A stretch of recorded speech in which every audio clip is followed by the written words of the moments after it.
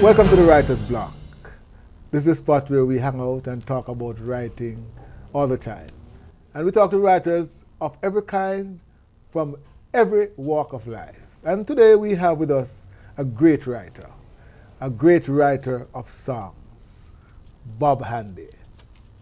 Bob Handy, welcome to the Writer's Block. My pleasure to be on the Writer's Block, sir. I must tell you, I feel honored sitting here before you, because you span all my years. All my years you have been involved in terms of your music, and I grew up on your music, so it's a special occasion for me. But tell me something, where did Bob Handy come from, that name? I was singing with a group before, and Paragons. And when I left the group, I started doing odds and ends at Studio One. And taking out records, auditioning singers because of my same association with the piano. Audition new, aspiring singers and writers. And writing songs and having people like Ken Booth, Marcia Griffiths, Delroy Wilson listening to them and approving them, and to the extent of singing them. And I was not the upfront singer when I was in the Paragon, so I might not have had the confidence to just boldly be a solo upfront singer. Mm-hmm. But when I started, when the other artists recorded the songs that I had given them, and I heard the reproduction, I figured then I can at least sing my own songs. Okay. And for failure, I think, so as not to have anyone recognize Keith Anderson if it hadn't worked out, I changed my name. I see. So I said, well, if by the time that has happened, they won't know who it was anyway. I see what you're saying. So that's interesting. So it's not a marketing move. No, it's fate played a trick on me. And it's out of your own shyness. Yes. I see. But I mean, how do you come? Did you grow up as a musical genius, or did you come to music? No, all of these things that people say and comment and compliment me about, I don't aspire to be any of those things. It is just a perception of who I am. Mm-hmm. So when people say genius or great, I just take it in strides because I don't know what those words quite mean. Okay. I grew up in the churches. When you grow with different family members, you are subjected to go to whatever church they go. Yes.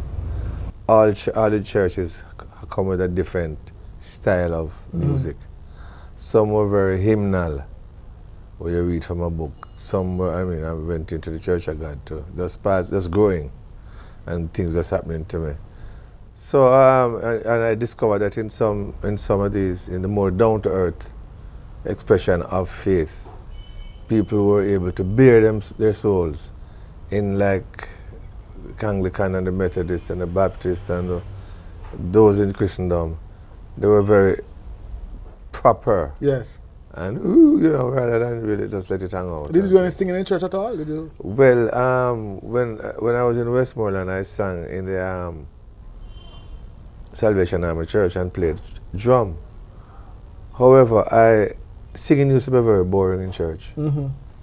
And whilst they were singing and drawing the songs out of the boredom, I discovered another way to sing the songs without knowing that I was actually singing harmony. This was what? 19 what?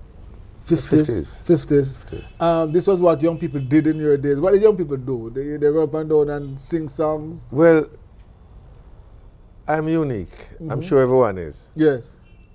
But how I went from Kingston to Westmoreland, a shift of paradigm. Mm-hmm.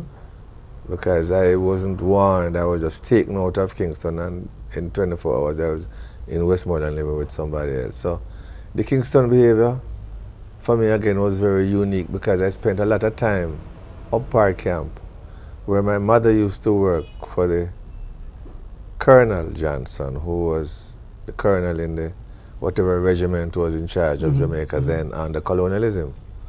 So then I had that experience, those experiences living with those English and Scottish children in Upper Camp and up in Newcastle. So then when I go back to Kingston 13, now I have my tenement yard friends them, and there's a sound system in front of my yard. King Edward's the giant. So all the records, if it's not the Radio Fusion, I'm hearing the records from the sound system. And I was a very keen listener. And so I was found appealing, found Nat Cole, Elvis Presley, Sam Cooke, Frank Sinatra. Everybody was appealing. So very early then, you brought a sort of a mixture of experience to music. So you approach everything in the music differently. That's what you're saying? Yes. So and that is how I think I became a singer, because I could sing my own song. If I weren't singing my own song, maybe I'd never have sung. Really? Yes, although I loved it. But then I'd have had to do a lot of covers. Yes. Which would be nice to sing too. But did you have any sort of formal training? No. Not even songwriting? No, but never had any training at all in anything. I mean, I didn't go to school past age 14, you know. I see. It was to be able to do the best of whatever you could do at the time. And I found it was fun crafting a song without knowing that this kind of longevity would have been the result. So music to you and singing was life. Life. But also almost part of your rite of passage. You're coming through adolescence into. About what time did you form the Paragons? How did that go? 16. You were 16? Yes, we love to sing together. Tyrone and myself, Tyrone Evans, he's now died. He died 10 years ago. And so we sang as a duo. We didn't really do a lot of stage appearances. But then he became cold-feeted, because there's so many duos of the day.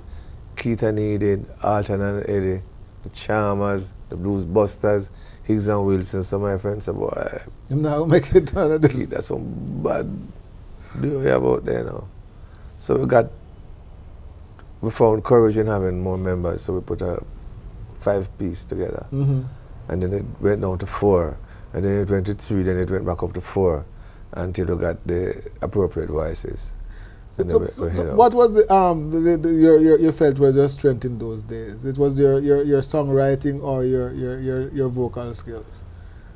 My zeal more than anything. Your zeal? Yes. The fact that I could play enough piano to organize a set of my peers and to transmit whatever harmony I know to them, so that we could reproduce it vocally, was a dream. But what did you write about? What were the songs about? I mean, what influenced these songs? Well, we used to sing the love songs of the day from the Drifters and the